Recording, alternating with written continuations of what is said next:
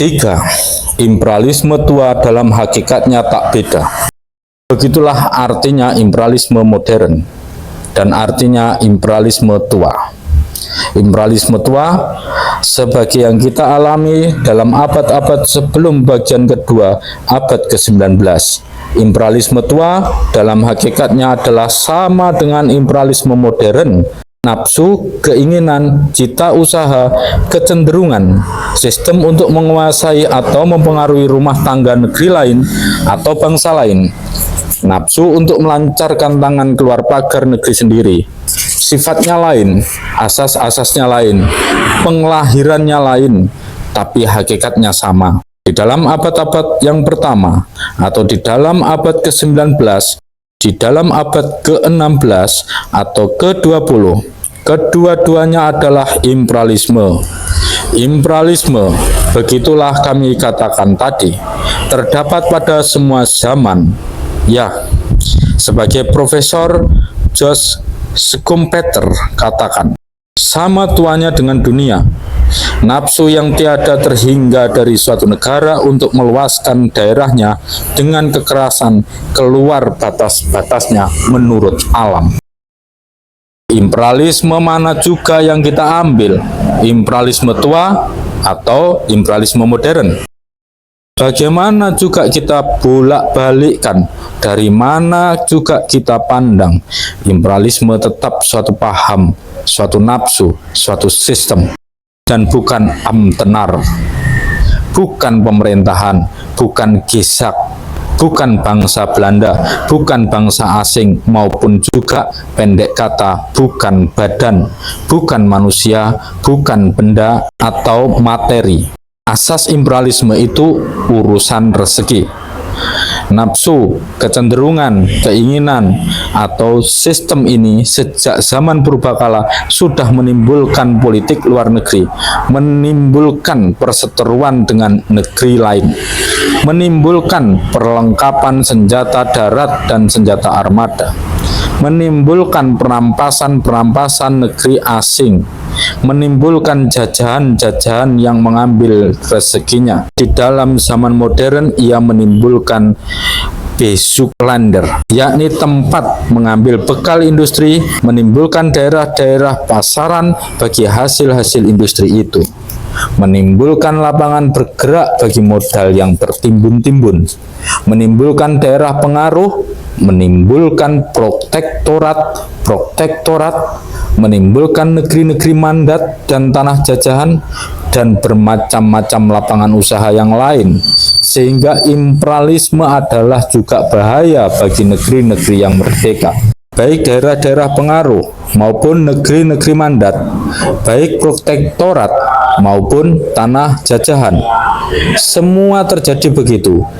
Sebagai ternyata pula dari dalil-dalil kami tadi, untuk mencari rezeki atau untuk menjaga penarian rezeki, semuanya ialah hasil keharusan-keharusan ekonomi. Partai Nasional Indonesia menolak semua teori yang mengatakan pada asal-asal penjajahan dalam hakikatnya bukan pencarian rezeki. Menolak semua teori yang mengajarkan bahwa sebab-sebab rakyat Eropa dan Amerika mengembara ke seluruh dunia dan mengadakan tanah-tanah jajahan di mana-mana itu ialah oleh keinginan mencari kemasyhuran, atau oleh keinginan kepada segala yang asing, atau oleh keinginan menyebarkan kemajuan dan kesopanan. Teori Gustav Klemm yang mengajarkan bahwa penyebarannya bangsa menang kemana-mana itu selain nafsu mencari kekayaan ialah didorong pula oleh nafsu mencari kemasyhuran, nafsu mencari keakuran, nafsu melihat negeri asing, nafsu mengembara merdeka.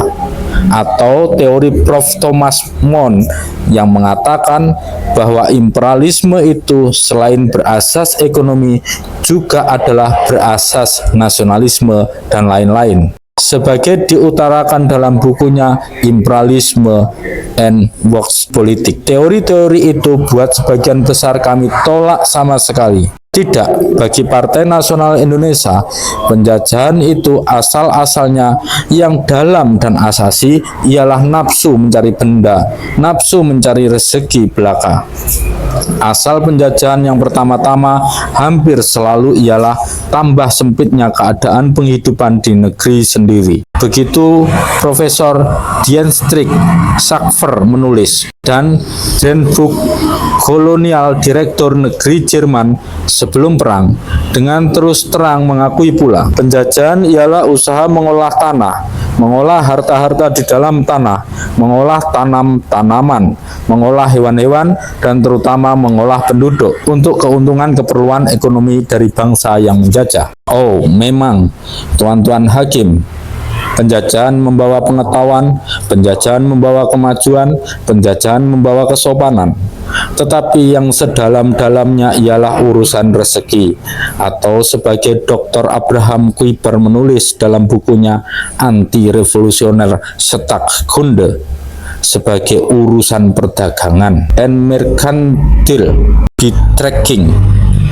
Jajahan-jajahan dengan tiada pembentukan keluarga sendiri yang menetap, memberi kesempatan menyuburkan penghasilan negeri Bumi Putra, menggali tambang-tambang, menjualkan barang kita di situ, dan sebaliknya, mencarikan pasar di negeri-negeri kita buat barang-barang dari tanah jajahan itu. Tapi perhubungan adalah tetap perhubungan ekonomi. Dipentingkan ialah pembukaan tambang-tambang, pembikinan barang-barang, perhubungan pasar, dan perdagangan seberang lautan. Tapi bahkan dalam hal bahasa dan adat istiadat, dan terutama dalam hal agama, bangsa yang menjajah itu bisa mengasingkan diri sama sekali dari rakyat yang dijajahnya. Perhubungan adalah perhubungan perdagangan dan tetap demikian sifatnya, yang mengkayakan negeri yang menjajah dan tidak jarang membuat miskin negeri yang dijajah. Dan Bransford di dalam bukunya yang paling baru berkata, imperialisme itu telah memahatkan secara yang indah tentang keberanian dan kehebatannya dalam hal organisasi di dalam kulit bumi sendiri, dari Siberia yang ditutupi es sampai ke gurun-gurun pasir di Afrika Selatan. Tapi hadiah-hadiah pendidikan, rangsang-rangsang kecendekiawanan, dan pemerintahan yang lebih berperi kemanusiaan yang turut dibawanya senantiasa hanyalah barang-barang sisa dari kegiatannya yang angkara murka. Menganugerahkan hadiah-hadiah ini jarang-jarang, barangkali juga tidak pernah, menjadi alasan pioner-pionernya yang kuat-kuat itu. Kalaupun mereka itu mempunyai suatu alasan yang agak luhur dari keuntungan kebendaan, maka alasan itu ialah untuk kemuliaan dan kebesaran negeri induk. Tapi nafsu yang mendorong mereka pergi ke tempat-tempat yang bermandikan cahaya matahari itu biasanya ialah keinginan untuk memonopoli suatu pasar bahan-bahan mentah, atau perhitungan yang lebih rendah lagi, bahwa di situ banyak terdapat tenaga buruh yang murah dan tidak tersusun dalam organisasi, sedia untuk dipergunakan. Kalau bukan semacam ini yang menjadi alasan, maka yang menjadi alasan ialah perhitungan yang bersumber kepada saling pengaruh antara kepentingan kebendaan dan keadaan-keadaan ilmu bumi. Kesopanan yang menghasilkan suatu keenakan yang jelas sekali mengabdi kepada maksud-maksud kita sendiri. Tidakkah karena itu? Benar sekali kalau Prof. Anton Metzger menulis, tujuan penjajahan yang sesungguhnya ialah memeras keuntungan dari suatu bangsa yang lebih rendah tingkat kemajuannya. Di masa orang rajin beramal ibadat, tujuan ini dibungkus dengan perkataan untuk agama Kristen, dan di zaman kemajuan dengan perkataan untuk kesopanan orang Irlander. Atau kalau Frederick Engel bersenda gurau, bangsa Inggris selamanya mengatakan agama Kristen, tapi maksudnya ialah kapas. Nafsu akan rezeki. Tuan-tuan hakim, nafsu akan rezekilah yang menjadi pendorong Columbus menempuh samudra Atlantik yang luas itu. Nafsu akan rezekilah yang menyuruh Bartholomeus Dias dan Vasco da Gama menentang hebatnya gelombang samudra Hindia. Pencarian rezekilah yang menjadi North Star dan kompasnya, Admiral Drake, Magelhaen, Heemskerk, atau Cornelis de Houtman. Nafsu akan rezekilah yang menjadi nyawanya company di dalam abad ke-17 dan ke-18. Nafsu akan rezekilah pula yang menjadi sendi-sendinya balapan cari jajahan dalam abad ke-19, yakni sesudah kapitalisme modern menjelma di Eropa dan Amerika.